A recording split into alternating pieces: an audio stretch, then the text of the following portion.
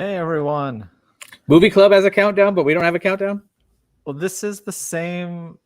We don't have a new countdown yet. I don't know who's in charge of that. Okay. So anyway, this is the Look into LPTV new Club. countdown. Got it. Sorry if I confused you with the intro. It is the TV Club where we'll discuss 6 different shows from across the Walt Disney Company and recap them and then share what you should watch the next week. So this week we're going to be talking about Sydney to the Max, Genius, Aretha, The Falcon and the Winter Soldier, The Simpsons, Big City Greens, and Amphibia. So joining me, I'm Kyle, and joining me is Tony, not Anthony. Don't call him Anthony. That's correct. Yes. Alex. Hello. And Rebecca. Hi. So If anyone calls me Anthony, I won't get mad. well, I might start doing that then. What about Alexander? I don't mind it. Oh, okay. I rarely got in trouble as a kid, so it doesn't trigger me. Well, it doesn't now make we know you about have a my youth, horrible, don't we? Yeah. no good, very bad day. So, Yeah. That was a favorite book of mine, by the way. there you go. And you're on the back of the Blu-ray for the movie. It all came full circle, yeah, when my Is that true? my quote was put on. Yeah, I'm on the back oh, of that's the box. awesome. Yes, he is. I'm on that But and Call anyway. of the Wild. So this past week, The Simpsons had a milestone. They had their 700th episode, and for some reason, it was a Christmas episode in March. So I kind of want to start there. So Alex, if you could fill us in on that. Yeah, I'm guessing it got bumped because of just, the whole pandemic thing, but it kind of fits because episode 1 of The Simpsons was a Christmas special that kind of retroactively became the first episode. And so I guess that kind of worked. Also, it's called Manger Things, and they do kind of frame it around looking into the past. So it's a past Christmas that we haven't seen before. Therefore, you get Homer with more hair.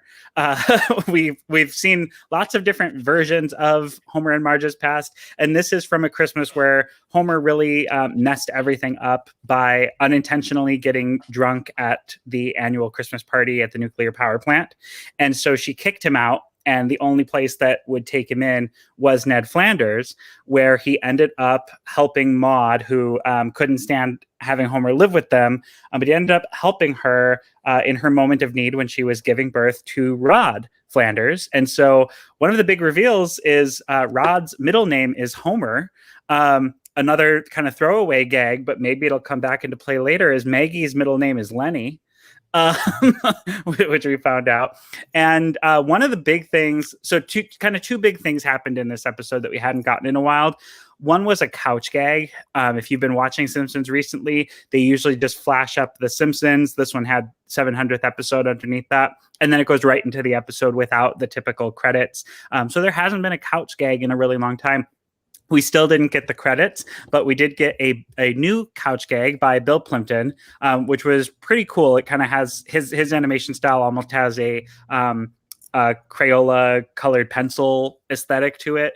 And I really loved what he did. Kind of different parts of Homer's face kind of came off and became the other family members. And then his 5 o'clock shadow became the couch, which was pretty fun.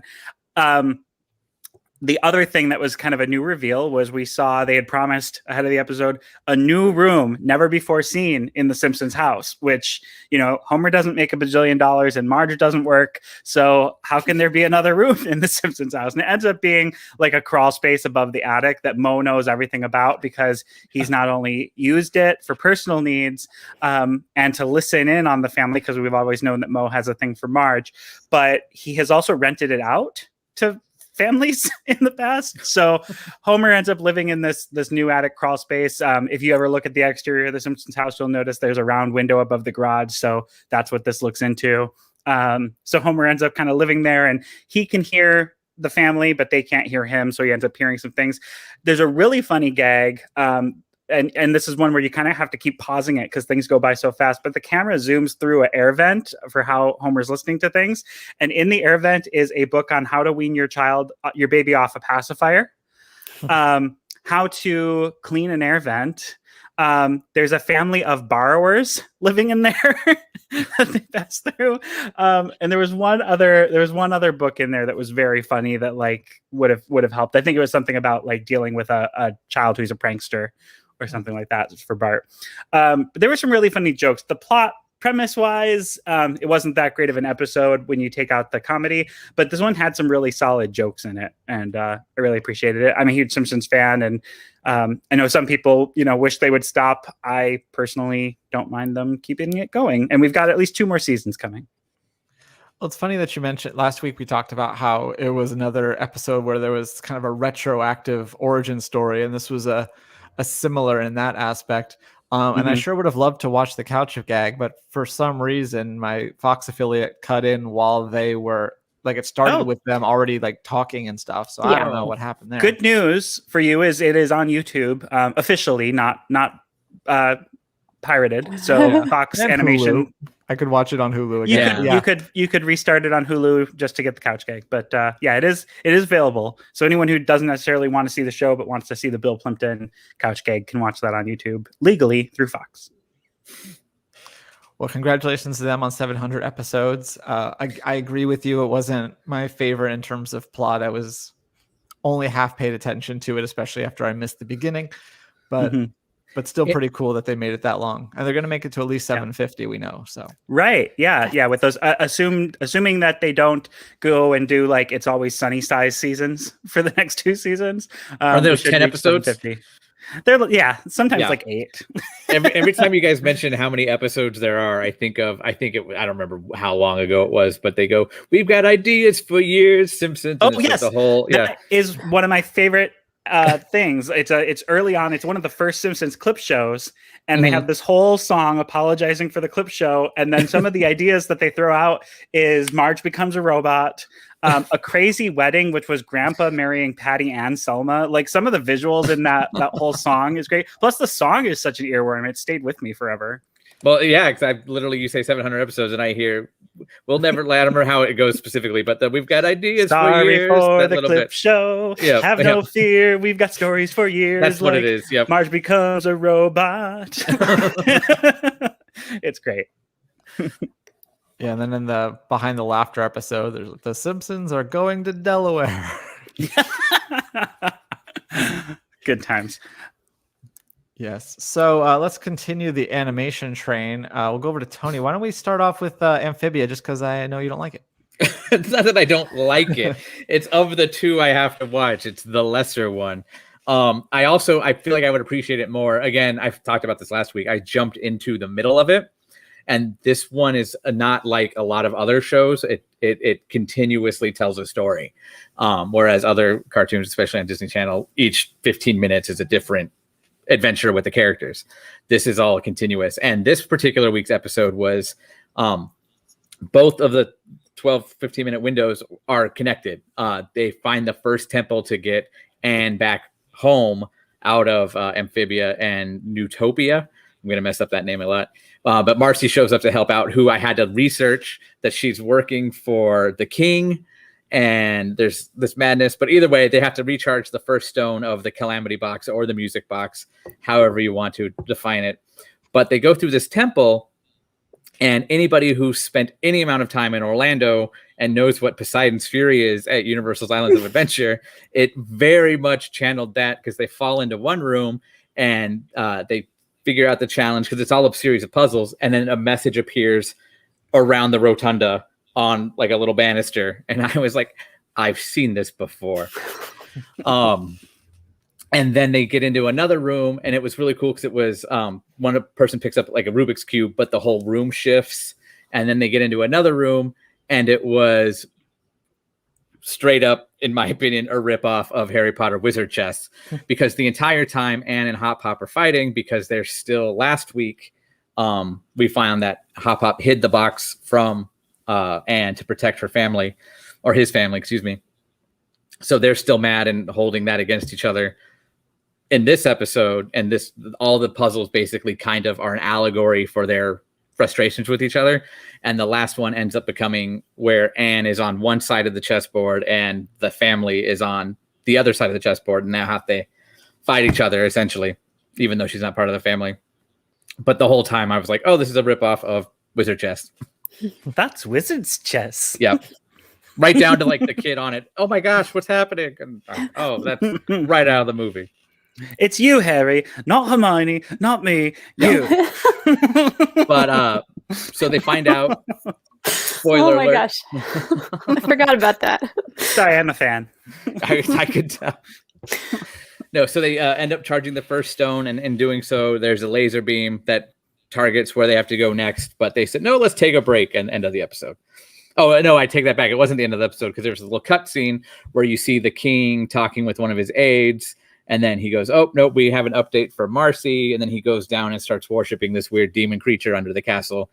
I really need to watch the whole rest of the series to understand what was going on in that scene. So, but then Big City Greens won me over. The first half completely just skipped my head right now. Oh, there's a new social media app called Ding Dong. It's, if anybody watches it, it's TikTok. Like, it's just straight up TikTok, but all the kids are using it. And Gloria, again, in her most relatable way, discovers it as Tilly wants to borrow her phone. And they watch a short video of Ding Dong, and it's Hot Dog Surgeon. And it's this one of their friends, Kiki, I believe her name is, running around chasing ambulances going, wee woo, hot dog surgeon. And she pulls a little pea out of a hot dog and goes, it's his heart. Anyway, Gloria's watching it and goes, well, I'm officially too old for the internet. Hands the phone over to Tilly. This is yours now, and I am free. And I just applauded because that's how I feel with TikTok in general. But the whole premise is Remy is trying to get all the likes and followers, so he subjects Cricket to a bunch of stunts, knowing Cricket will do them as his best friend and accrue the viewers so he can get platinum status. And it happens. But as with all Big City Greens episodes, there's some twists and turns, and there's a moral of the story. Like, you can't subject your friends to amusement just for the likes and subscribes. Remember that, Laughing Place team. I think they did that on an subscribe. episode of Futurama too. Bender and Fry had some, trying to get the likes and the views. But the second half of Big City Greens is what won me over. It was called Animation Abomination, and it's a whole new series, or not a new series, but Quests of Lore, I think it's what it was called, because I remember it sounding very much like the board game in Onward, Quests of Yore. But it's basically, and I had to, luckily, my other half was watching with me, and she pointed out, they're making fun of Game of Thrones. Because they talk about how after 5 seasons, the writing was rushed for spectacle and cheap thrill. And so luckily made for kids. No, Big City Greens is not a kid's show. In my opinion. Yes, it has like the morality and the appeal, but I'm watching it, and as hard as I laugh is harder than many adult shows I watch. But so they do that, and Gloria happens to have an internship there, so she takes the kids with her to the studio. And I thought for sure we were going to see her lose another job, but no, that didn't happen. So I'll ruin that now. But it's a really like madcap parody look at the television animation process nowadays, which I thought was hilarious. There's a part where they have to send the animation to South Korea, so they take the reels and put it on a rock and just launch it across the ocean like a catapult, and it was almost like a cult ceremony, and they're all bowing to the rock. Make it move, make it move. Is the Clerks animated series Disney now? I just realized. Yeah, it was ABC actually, and in produced Okay. by Miramax. So I've never watched that. I should watch it. Oh, when you just said that, there's a hilarious episode where like midway through they just announced like the rest of the episode will be animated by a Korean animation studio. And like everyone's like eyes get real big, and like the animation style completely changes, and then just gets really zany. Like they're in a car and they're like, who is driving? And it pans back and there's a bear. Bear is driving. Like, bear is driving. How can this be? Yeah, it's brilliant. Highly recommend it. And then that car becomes a transformer and kills everyone inside. Yes. Yes. That is a great episode of Clerks, the animated series. Of the 6, yes, it's a very good. The 6. It was a long running. I was gonna say I thought it was like 12, but now you say that. But yeah. No. Didn't last, but that was a good one. But yeah, so Tilly and Cricket are at the studio, and they're talking about how they're going to end it. And everybody's a caricature of somebody on the actual Big City Green staff. Like the 2 creators of this show are Topher and Blaine. And if you know Big City Greens, it's Chris and Shane, who are the siblings who do it. They have Bill and Grandma's voices as caricatures, Bob Joels and Artemis Pebdani in the recording booth doing the noises and sound effects. I didn't know Artemis is the voice of Grandma. Uh-huh. Oh, I love her. I found that out, and you mentioned It's Always Sunny, so I'll do it again. I cannot hear that voice now without thinking of Grandma behind a Wendy's. That's all I'll say. I'm Artemis, Dee's friend. But yeah, it's Grandma, and she ends up talking. But the whole it's just so outlandish and absurd. It's great, and it doesn't really. If you look at all of them versus the Big City Greens episodes that I've seen so far, it stands out just because it's so wacky. Whereas the other ones are kind of rooted in reality, but like there's one, the executive has to show up, and then he gets cannonballed in from Korea also, and he comes out, hello, I'm executive, the executive, work, hello, work, and then he just keeps walking. But the whole thing is Cricket and Tilly are arguing over whose ending will be the ending of this new animated series, or five seasons of this animated series, and Tilly has written 1,200 fan fiction stories, she says, and Cricket watched it for the first time and says, no, we need to make this girl evil and she's going to blow up the kingdom. And I was like, oh, that part I get, because it's still the Game of Thrones references. But I liked it a lot. Well, Kidder points out there'll be 2 new episodes of Big City Greens and Amphibia this Saturday morning on Disney Channel, which I'll be watching. Nathan says cool, and Amy says howdy, y'all. Howdy, Amy. Howdy. So, Becca, we'll get to Falcon and the Winter Soldier in just a minute. But first, I have to know what's going on with Sydney to the Max. Yeah. Well, like all episodes of Sydney to the Max, there's a lot of Sydney and a little bit of Max. For the recap, this was the first time I'd done a Sydney to the Max recap in a while, and I decided, because it was too weird to like keep jumping back and forth, so I just did the Sydney recap and then the Max recap. And the Sydney recap, at least in docs, took like a page and a half, and then the Max recap was half a page. So kind of big disparities. So Sydney has just come back from summer camp. Her dad is dying to hear all about it. It was a music-based summer camp, and she's about to go into 8th grade, which I don't exactly know why that's the big milestone here, but she feels like she's older and her room no longer fits her. I feel like this story works better when it's like the transition from middle school to high school. Like personally, that's when I remember feeling like my room was too little kitty and wanted to like change the color. And but I kept the Britney Spears Teen Bop pictures on the wall. Can't get rid of those. Classic. So Sydney decides to redo her room. And she wants to do it all by herself. She doesn't want any help. And she ends up going crazy along with her friend Olive. And they make it like just an explosion of color.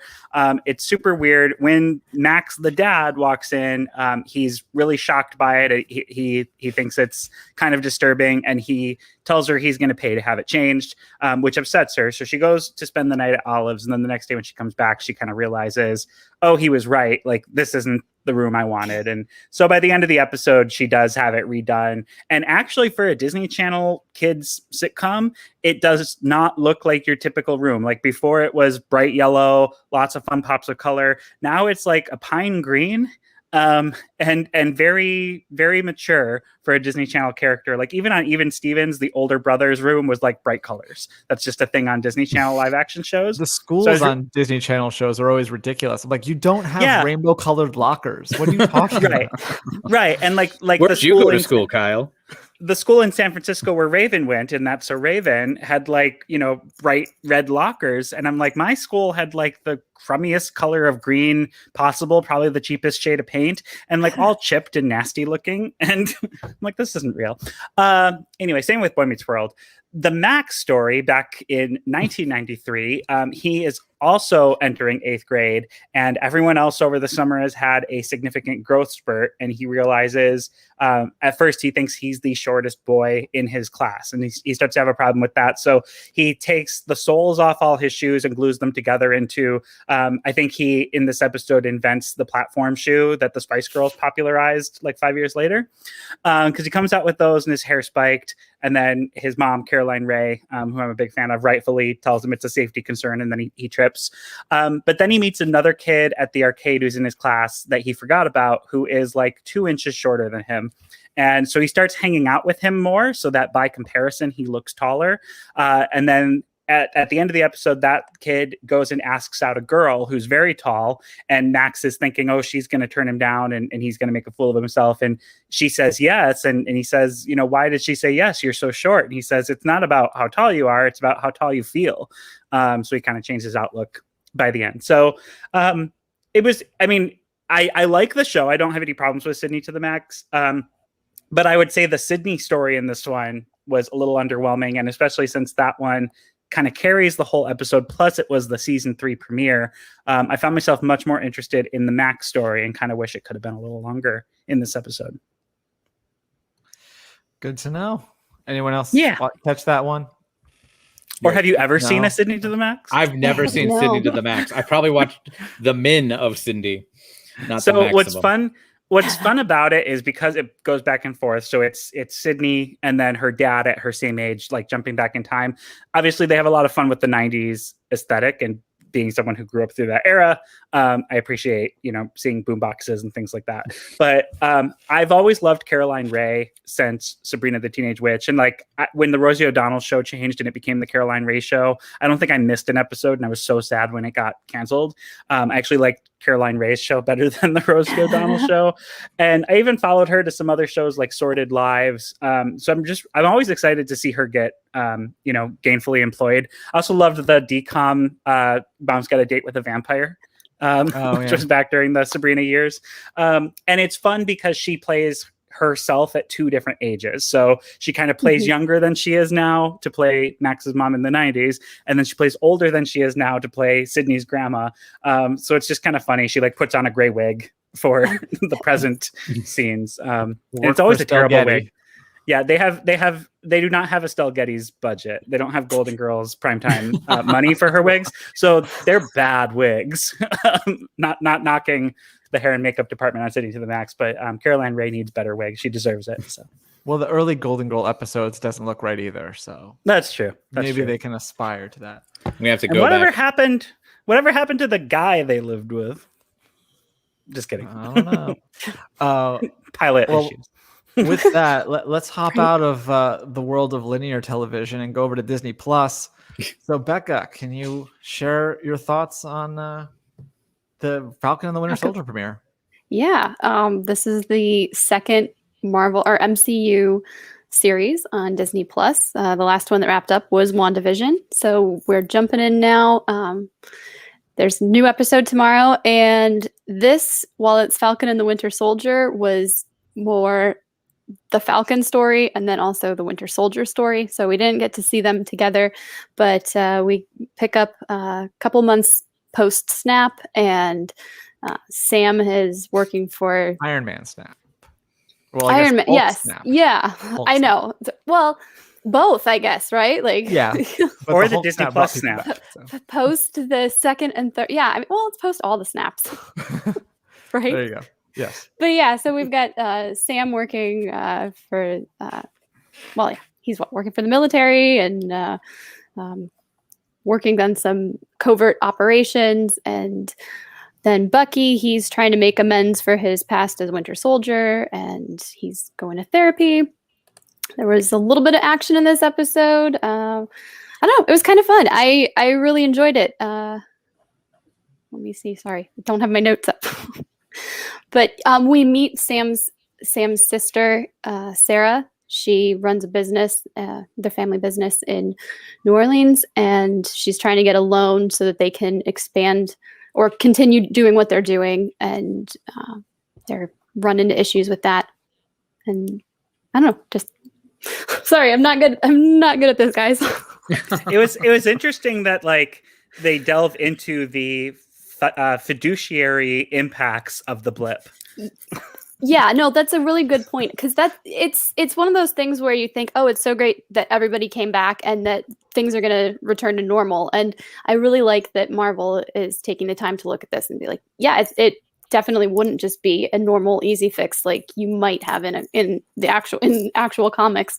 You know, there's a fallout, there's a struggle, there's lots of changes that people had to adapt to. So I thought that was really smart, and I think that'll be really interesting going forward.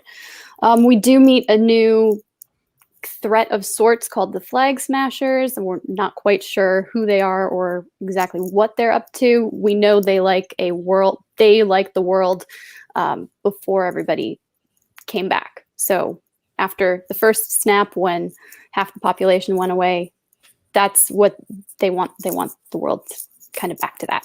So. And then Agent Torres, or I guess he's just Torres. Do you know anything about him? Yeah, Mac informed me about this. He actually he takes up the mantle of Falcon in the comics. So I don't know if that will play out at all in this, but yeah, he's kind of an understudy of sorts of Bucky, or not Bucky's, Sam's. Yeah, I think the thing that I mentioned during WandaVision and also now with Falcon and the Winter Soldier even more so was, for some reason I kind of had it in my mind that after Endgame we wouldn't really hear much about the snap or the blip, and then obviously it came up in Far From Home, and then now is exploring more aspects of that. So it's interesting to me because I really just thought we were totally done with all that, and it's still assessing the repercussions of that. So, Tony. As someone with a rudimentary knowledge of Marvel stuff, what is this cosplay Cap thing going on? Yeah, Becca? Well, there at the end of the episode, or early in the episode, Sam returns the shield. He gives it to the Smithsonian, and he doesn't feel like he's ready to take on the mantle of Captain America. And then someone in the government decides they need a Captain America, so they have assigned this other agent to be Captain America, and they introduce him for a split second there at the end of the episode. And yeah, Alex's face says it all. Yeah. I felt so awful inside when that episode ended, which I think went into my overall like kind of weird feelings about the show so far. I have full trust in Marvel that it will pick up, but I wanted Falcon and the Winter Soldier, and this was like a Falcon show and a Winter Soldier show interspliced. And I liked both of them, but I with just 6 episodes, I'm like, when are you going to get them together? Better be like 6 episodes right now. It better be top of episode 2. I'm not waiting through much more of this. But as Captain America being one of my favorite characters in the MCU, like just seeing another face under the cowl that I don't know. I think it'll be different when presumably Sam puts it on maybe at the end of the series. But just seeing another face that I don't think I've seen before anywhere in television anyway. And like, he just looks so smug, and like, far be it from me to question anyone else's look, but like his jaw like is like short. Something, it just doesn't, he doesn't have the length of the face to fill the cowl. And I was just feeling all kinds of weird.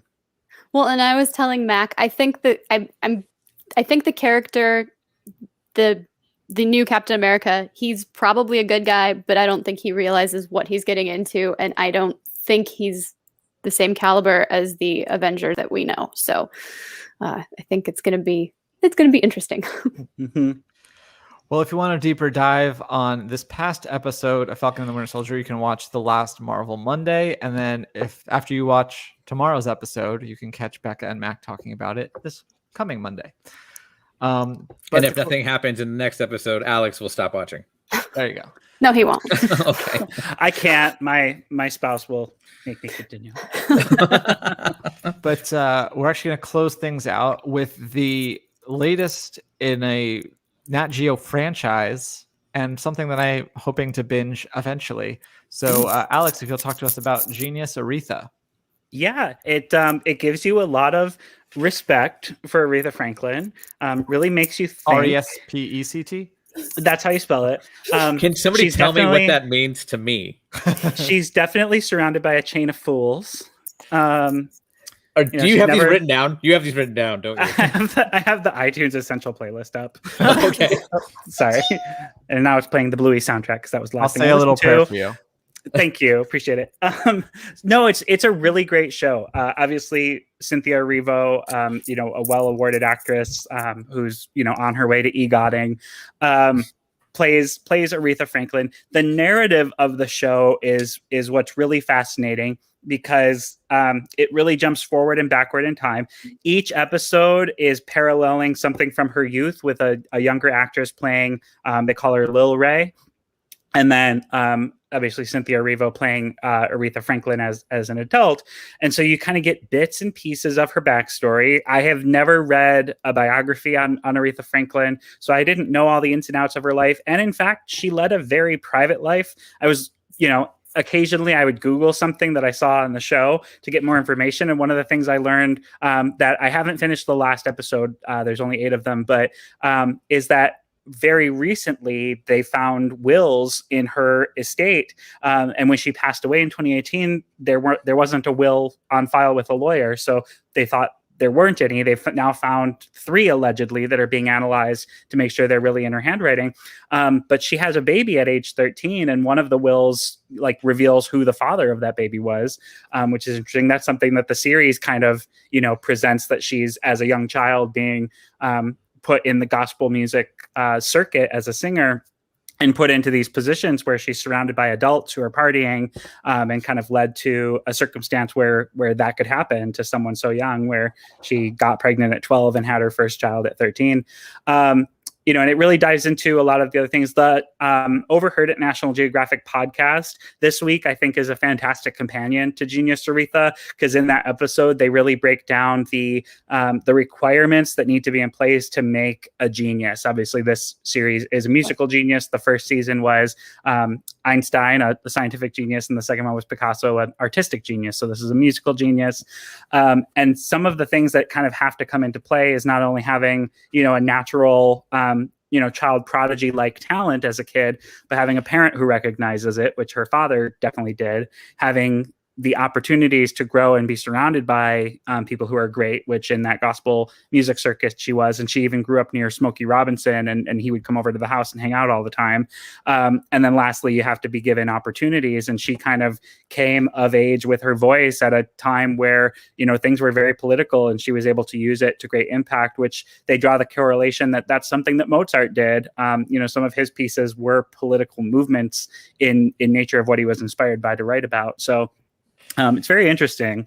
I'm really liking the series. I have 30 minutes left until the end, but I highly recommend it. I have not seen the first 2 seasons, which are done by 20th Century Television and Brian Grazer of Imagine Entertainment, the Ron Howard company. And so I'm really looking forward to that. I'm definitely going to go check out those 2.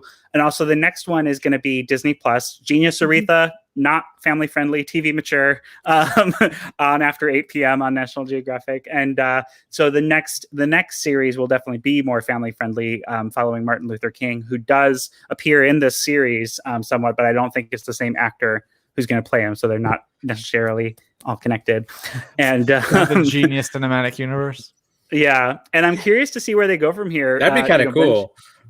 Right? Yeah, it would be neat to have that crossover where everyone's, if you have those characters who are close enough in timelines where they interlap and they feature each other. Post-credit scenes in between National Geographic episodes now.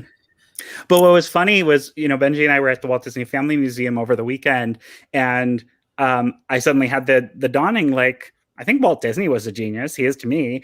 And that would be cool now that they're under the Disney brand to someday have a Genius Walt Disney episode. Genius or innovator? Are those the same? I would say Walt Disney's genius, what it really was being able to recognize what people needed, and also being able to recognize people's talent. Which is something that I don't think you hear about very often.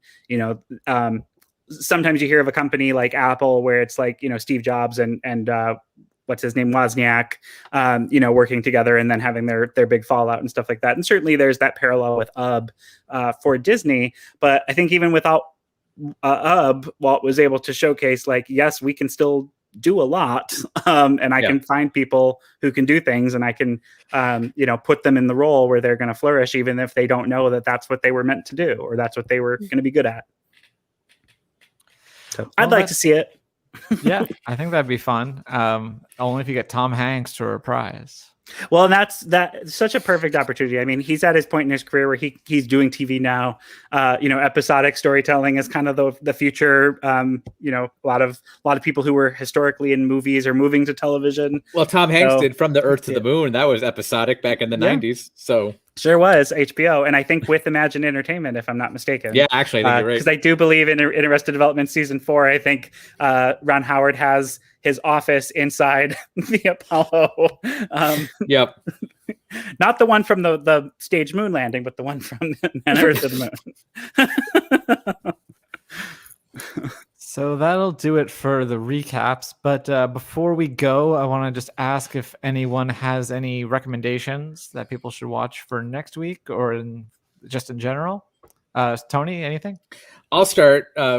Alex, you actually just said the title of it, but I would suggest it because unfortunately we lost her today. Jessica Walter, who plays the mother in Arrested Development. Mostly the first 3 seasons, go back, watch, and enjoy in tribute. Or Dinosaurs also, because they both, Jessica Walter, vastly different mother characters, but she plays the mom in both. And Archer. Yep, and Archer too. She's a mom there too. Yep. Yeah, Lucille One has some of my favorite Arrested Development moments of all time.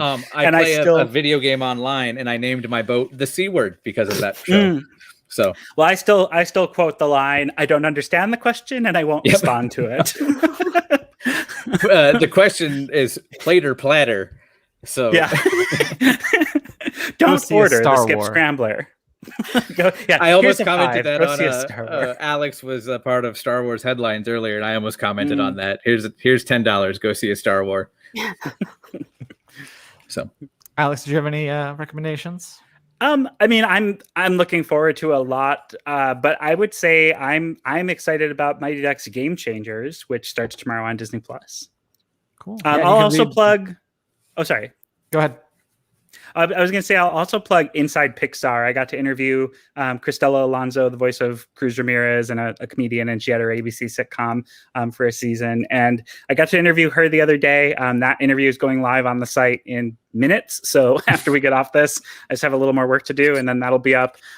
She's super awesome. And this next batch of Inside Pixar episodes really gives you a good overview of the animation process if you are missing that. So I see Tony starting to talk. Well, I was going to say, I've been watching the little teasers that have been coming out, like Foundations, I think is what it's called. And they give like little blips, and I'm like, oh, I need more. So I'm going to have to watch that one. Yeah, so the series so far, each episode is kind of focused on one person at Pixar, and this one, it's more about the disciplines. And so each episode has about 4-ish Pixar creative team members featured in the episode. And then it's all narrated by Cristela, who kind of plays Robert Benchley in this modernized Pixar version of The Reluctant Dragon. She's not necessarily trying to find Pete Docter's office to pinch him a story, but it's very much that same principle of like, hi, I'm Cristela, a comedian, and pretending I don't know anything about animation. Teach me what you know. And so each episode is, the different basics. And it's really fun. I need to know how many people understood that reference when you started that. Raise your hand if you've ever seen The Reluctant Dragon, and if you haven't, it's on Disney Plus. Go watch it. Poor Little Upside Down Cakes. So is this what we all had hoped One Day at Disney would be?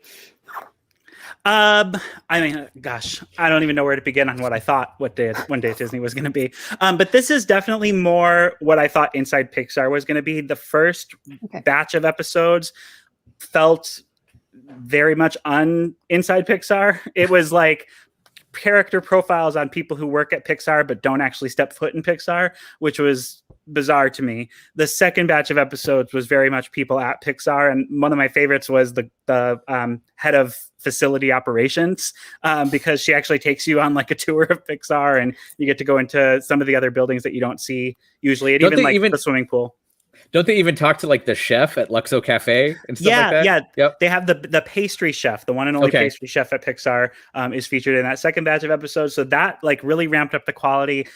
This is another tonal shift in the series, but the Foundations is really kind of an overview of the animation process. Almost feels like maybe this should have been first in the order that they release them. But it's a really good overview of how modern day animation works. And if you've only seen The Reluctant Dragon and that's all you know, things have changed substantially. So, I would almost say that's not even relevant anymore. Yeah. Like they talk about lighting and color in this and how like those are really the same thing, but why like in the computers they can kind of fake it. And back then, you know, that was all just paint. It was girls in a room trying to be very quiet and not make any sudden movements so their tables wouldn't shake. So read the Ink and Paint Club book by Mindy Johnson for that reference. It's really good. And Becca, anything you want to recommend? Well, I want to know what you would recommend. What would I recommend? Because I feel like we'd probably take the same thing. Oh, I was gonna say I really am enjoying American Housewife. ABC. We watch a lot of ABC, so I've been having a lot of fun with American Housewife, and last night was a pretty good episode. Yep, I like those ABC comedies. I was glad they were back last night, and of course, the Goldbergs paid a small tribute last night to George Segal. Just a short little thing. I think they said the last episode he filmed will be coming up in a couple of weeks, so I'm sure that they'll have more of a tribute then and after that. But they did tack on something to last night's episode. So this has nothing to do with TV Club. There's an old movie from the 70s called Roller Coaster. Anybody familiar with that? Oh, he plays like the detective in it. And as soon as he passed, I was like, oh, not the roller coaster, dude. So I think of Just Shoot Me first. Yes, Just Shoot Me as well, yes. I think of Look Who's Talking. Oh my gosh, I forgot. Yeah. Well, with that, normally I would plug what we have coming up on this channel, but we actually don't have any lives for a couple days, so just make sure you subscribe anyway and ring the bell so you know when we do go live again. And we'll see you next time. Bye, everyone. Bye. Bye.